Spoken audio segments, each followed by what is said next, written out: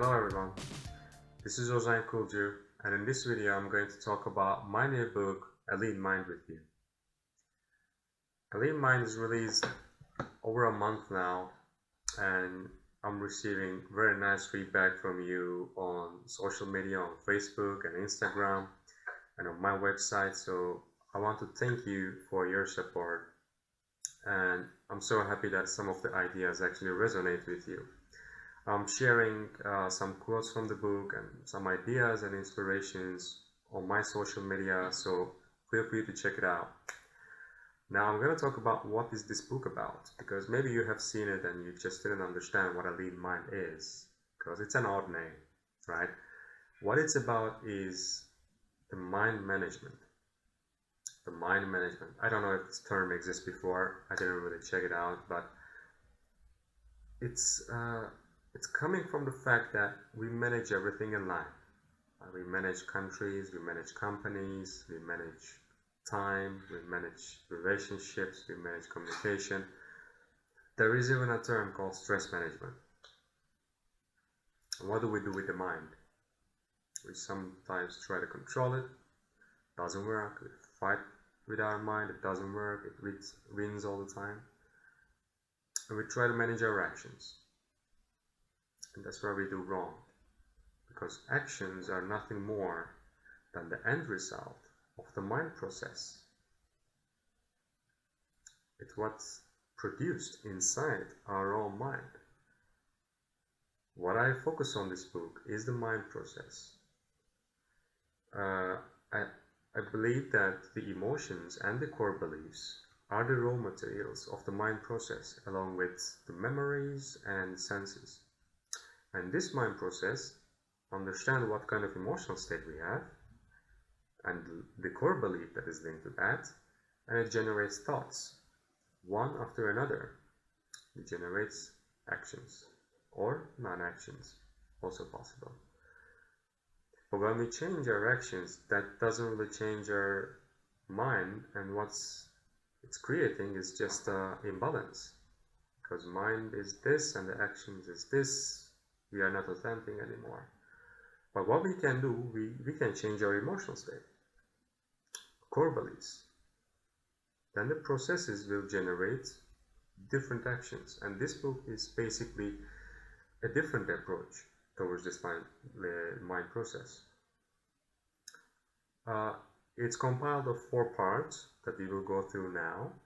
It starts with the philosophy, focusing on what we know and what we don't know, the facts, and what is the possibility, everything we don't know. Then we start observing the mind and its processes, and when we observe and understand how it works, then we can actually improve it. And here we use the lean approach to improve the mind process and shift the emotions. And then we go, finalizing this book is the beginning of your journey. It's practice part. I am a mechanical engineer, project manager and lean consultant, and I come up with the lean approach that's used in the industry to use in the mind.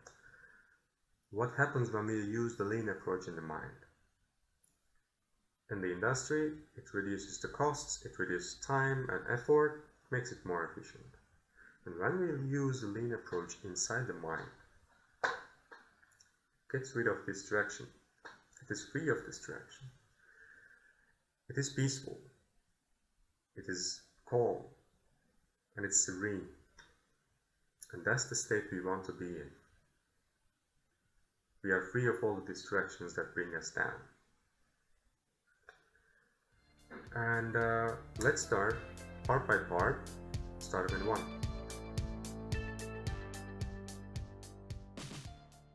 So, part 1, life as we know it. This is the most philosophical part. And this is basically looking at the life, the universe and your mind from a different perspective. It starts with the chapter, You Are Here. You are here means accepting and embracing our current position, mentally, environmentally, in any way. I believe life is a vector. It has a starting point and it has a direction. And you never see the end. And that is the beauty of it. Why is it important to accept and embrace and love where we are right now? Because if we don't, then we will do all kinds of transformation from a point of rejection, from anger, from resentment, from disgust.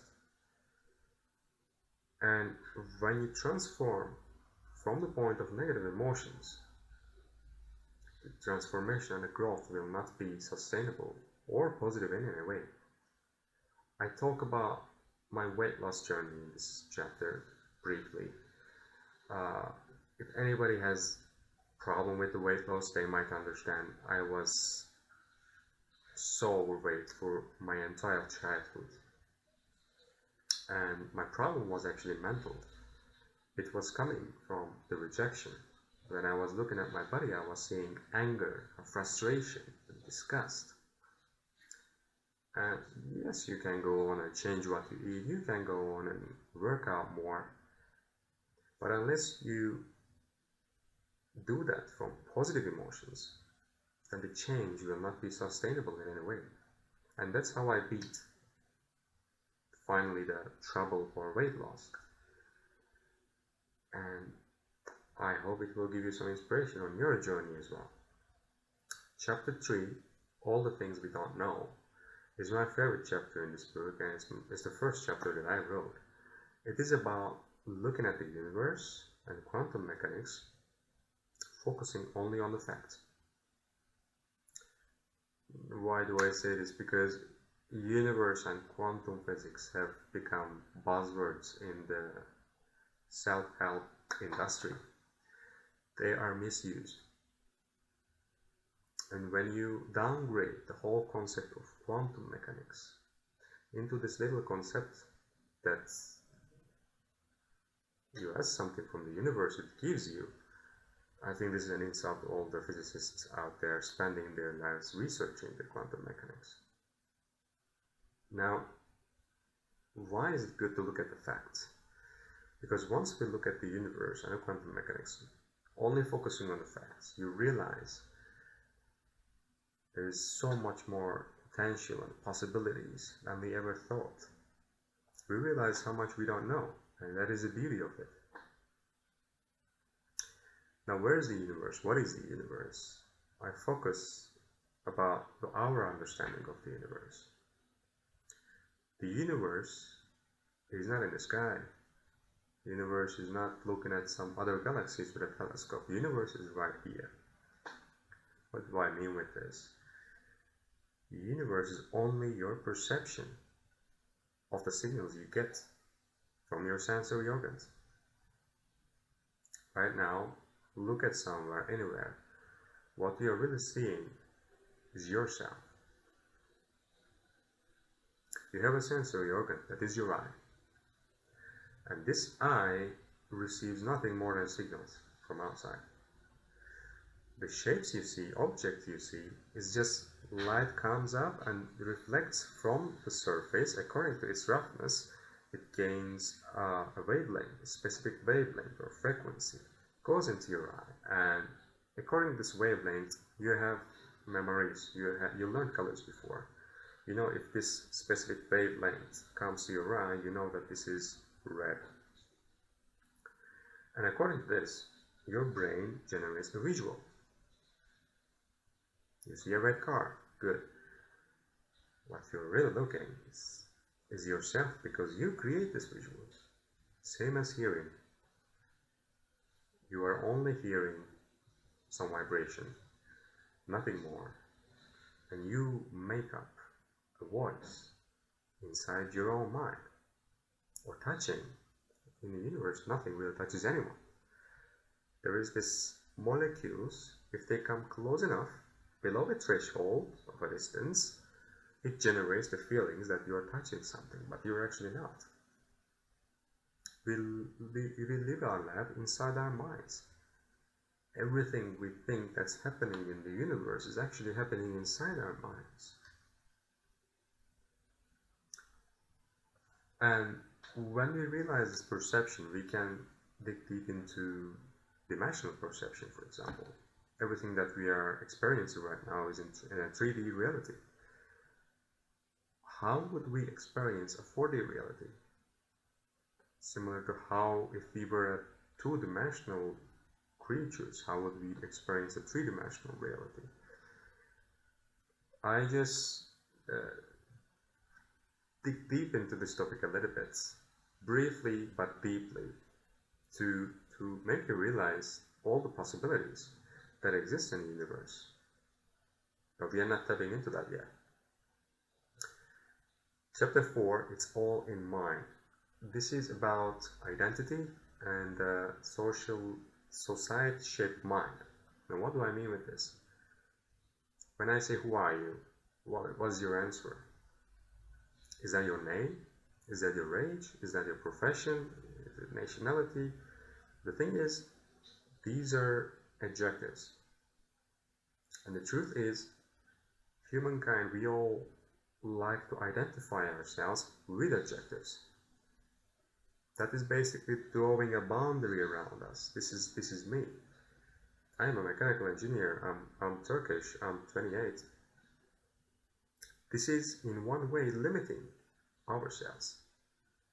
I could never write a book about the self-growth if I had this identity. And what happens when we remove this identity? What happens when we remove these adjectives? Do you feel yourself thin or fat? Are you tall or short? What happens when you remove all the adjectives you attach to yourself completely? And where are those adjectives coming from?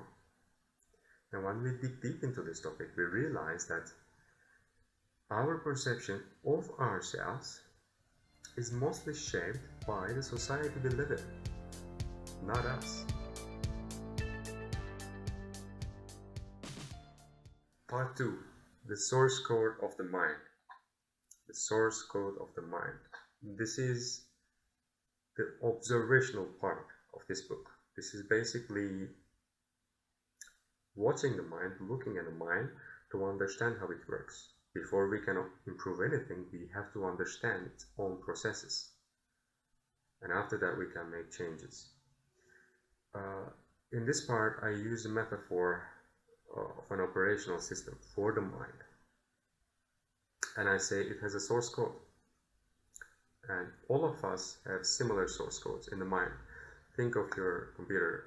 Does it have what kind of OS does it have? Is it Windows? Now the thing is, although all of us have the same source code that's compiled of same emotions, we customize it. And that's how we build the identity over it. And this part is basically just watching it, only to understand, not by changing it yet. The part 5, under the hood of the mind, is focusing on the mind process that we discussed before. The mind process is a process that the mind is going to build thoughts and actions. It has some raw materials. The emotions are the biggest raw materials of the mind. We all have the same emotions in the mind, but we have emotional states. In each second, we have different kind of emotional states. And this is compiled of a few emotions coming with a specific mixture, such as when you have a bittersweet feeling, you're happy, you have joy, but you also have sadness. When you feel grief, you have love, but you also have sadness. In each time we have specific state, and generally we have some core beliefs attached to these emotional states. What are the core beliefs? Core beliefs are the absolute truths for you that you created. Core beliefs are nothing more than some thoughts that you accept as a truth. What is good? What is bad? What is right? What is wrong? We define all these using core beliefs, and we accept them as principles, and we attach them to emotional states. And when we have an emotional state, it links to a core belief, and through that we generate thoughts, or a thought chain. Mostly it's a thought chain, because thoughts generate another thoughts, generates another thoughts. Sometimes it's a dead end street, but most of the time they lead to an action. Now, what if we learn how to manage the emotions and the core beliefs? That is in the beginning of the mind process. Then we can change our thoughts. And you don't need to change your action because you already changed the base of the action. This chapter goes deep into the emotions. I go into them one by one for the major emotions and discuss what are they about. What I say in this book is that all the emotions have their reason to be in the mind. We have fear for a very important reason. It's showing us a possible threat. We have anger for a reason. It prepares you for a fight. All the emotions has a specific message to us. They are very important for us, and we must feel all of them. It is a matter of balance that improves our lives. Next chapter, 6, mind-body feedback system. Now in this chapter I talk about a feedback system. Basically, the fact that mind affects the body, but the body affects mind as well. And in this system there are positive and negative feedback loops. And what does this mean? What you think can actually change your body. Like, you are angry. What happens to your body when you're angry? You know, your heartbeat is speeding up. You feel your muscles become tense. Your awareness is increased somehow. It's like you are preparing for a fight, or you're afraid. What happens? Now the mind can change the emotion, the body states, because it can directly signal the endocrine system. And same is true otherwise. What you change in the body can also change the mind. Imagine, like, when you're sitting, like you're slouching, you're closing, then your mind also changes. You feel less confident. But what if you do the otherwise? You change your mind and emotional state instantly. Now this comes in with a paradox. When the mind and body have positive feedback system, it gets a little bit dangerous. Like, your mind somehow accepts that you are insecure right now, and then your body also starts to act insecure. You close, you don't talk that loud, you don't want to do anything, you don't have energy now, and then it signals back to the mind, and the mind already forgot what we are insecure about. But the body reminds it, so the mind becomes even more insecure because the body is acting so. How do we break out of that? There are two ways, and I talk about these two ways in this book. Next chapter is the perception. Now we already talked about the perception of how we perceive the universe. In this part, we talk about how we perceive other people and actions and their relationship or other kind of communication. And what we realize, like, everything is an ultimate mirror to us. We perceive everything as us. You look at anyone, and what you're really seeing is yourself. If you feel love for this person, what you're loving is yourself. This is a very interesting topic, and maybe it needs a longer video for that. But now, let's move into the part 3, where we make things happen.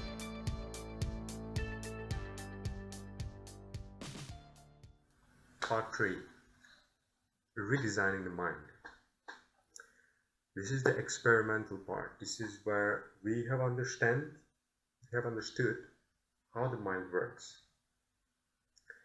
And now we're playing with it, making little customization, how we can improve the processes, how we can improve the emotions. And this is where we use the lean approach as well. inside the mind. And we start with the first step, that is the awareness. Awareness is basically taking a step back and observing the mind.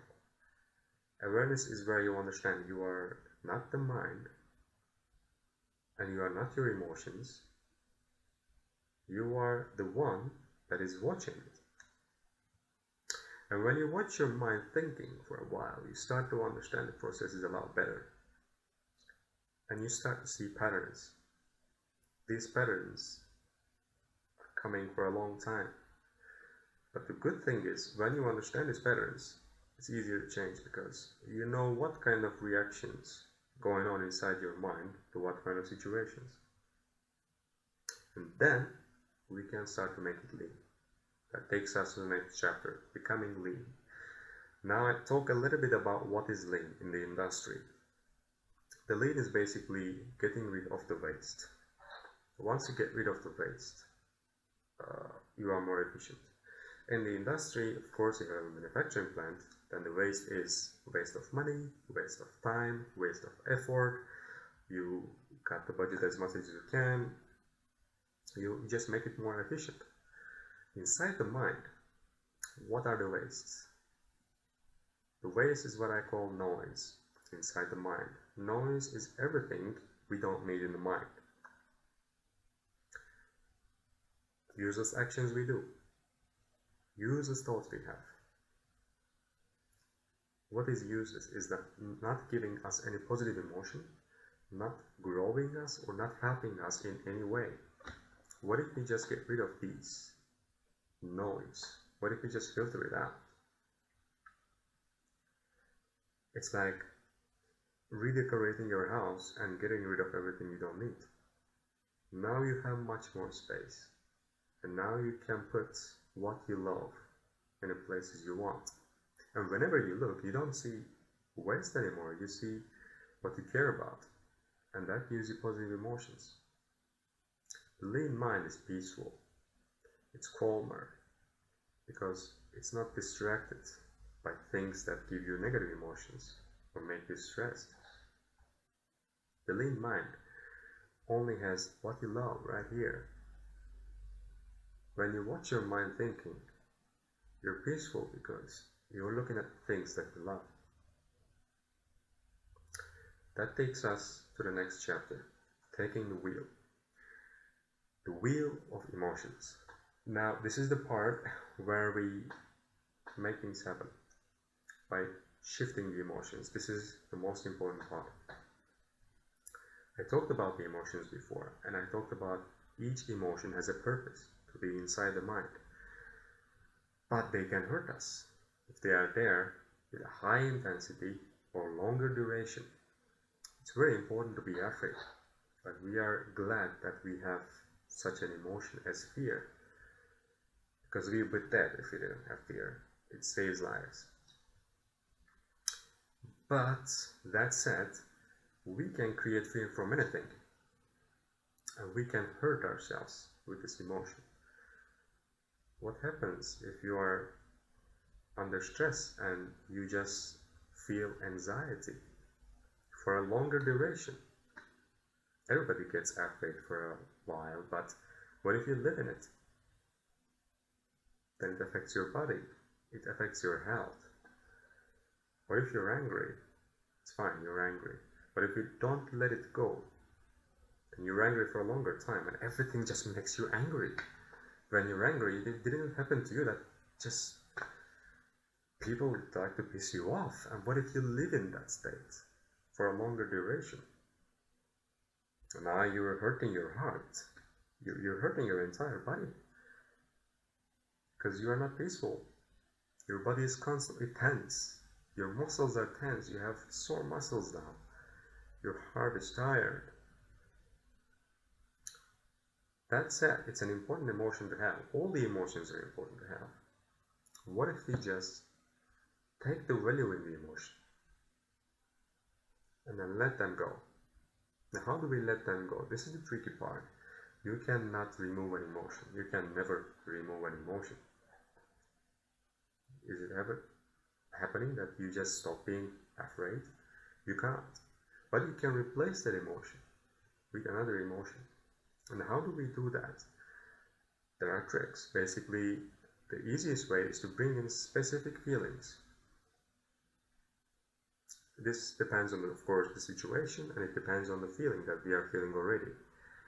And in this chapter, I go deep into the emotions, one by one, to understand how we can shift that emotion to a more powerful or serene emotion.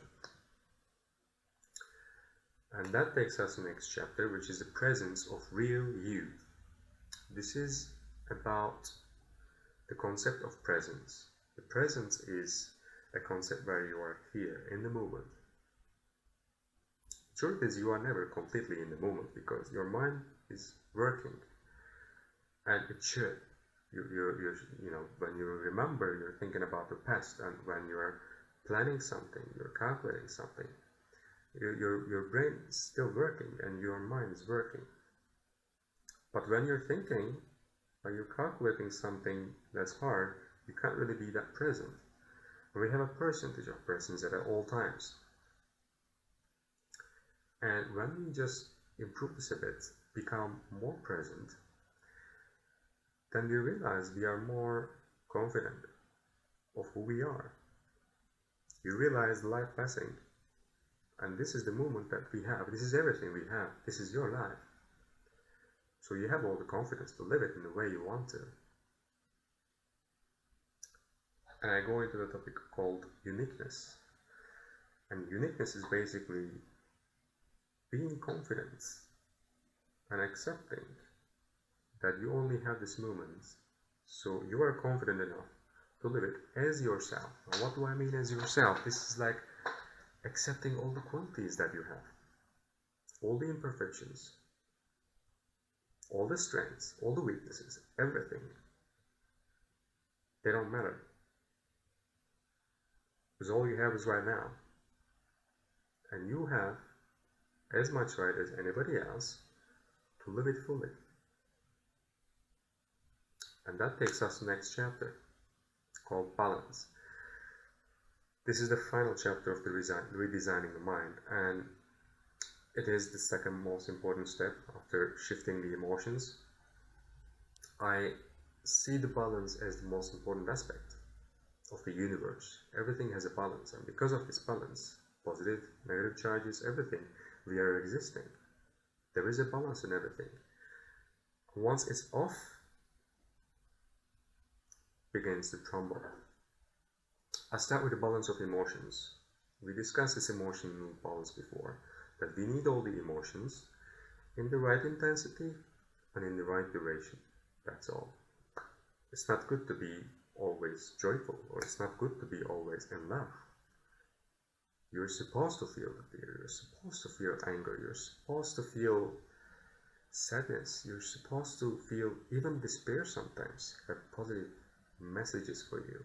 And this is about balancing the intensity and the duration of that. This is about accepting that sadness actually completes joy. It shows you what gives you joy. If we didn't have sadness in the mind at all, what would make us happy? We wouldn't know. They complete each other. This balance makes up the mind. This balance makes us up. Then I go into other balances. One of them is the masculine versus feminine. That has nothing to do with man versus woman. Goal versus direction. Materialistic versus spiritual approach. I don't believe in extremes. You can't sustainably grow from any extreme. The balance is all you need. And that takes us to the next part.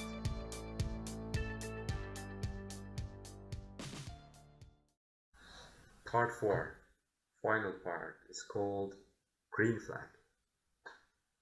What's a green flag? A little bit of background information. I used to be an amateur racing driver, and green flag symbolizes the beginning of the race. When the green flag drops, you hit the trouble, full trouble, you start the race. I use a lot of racing examples in this book, briefly so you won't get bored. But I wanted this book to finish in a way that you start going ahead now. This book is just a pile of ideas coming together. And I also talk about that I don't give any methodology or step-by-step methods or something. I just give the ideas and the approach. But you make out the meaning. You create your own methodology. And as this book is concluding, this is the beginning of your journey. This is the practical part. It's compiled of chapter practice over theory. Everything in this book is theory. They actually have a meaning once you actually practice it. Practicing, you become aware of the mind. You watch it, you understand how it works. And then you customize the mind process a bit. You get rid of the distraction. You shift the emotions. You manage your mind in a more efficient way. Practice over theory is focused on the fact that you must do the work to have results. Because this is a book, many books in the industry right now, if you look, they're promising to change your life. You will change your life. This book will completely change you. It will make you lose weight. It will make you fitter. It will make you more confident. But actually, this is just a book. This is just material, right? You are the one who is going to do that. And this chapter is just giving you some motivation to go ahead and start. And I conclude the book with a summary of all the ideas just wrapped together. And that's all about it.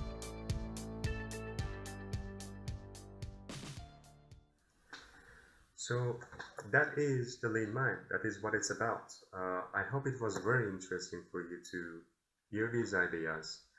And I hope you grab your own copy and check the ideas and let me know what you think. I say it again, these are just a bunch of ideas that I had, that I struggled with, and I overcome using these ideas, this different approach. And this is nothing more. And I hope some of it can actually give you inspiration and motivation that you need. Because whenever you need some inspiration, you always find it somewhere. And I hope to be the one that will give you that. I hope to help you in that way. So, give me feedback. Let me know what you think about this book. I will be very happy to hear your opinion. Thank you. Have a beautiful day.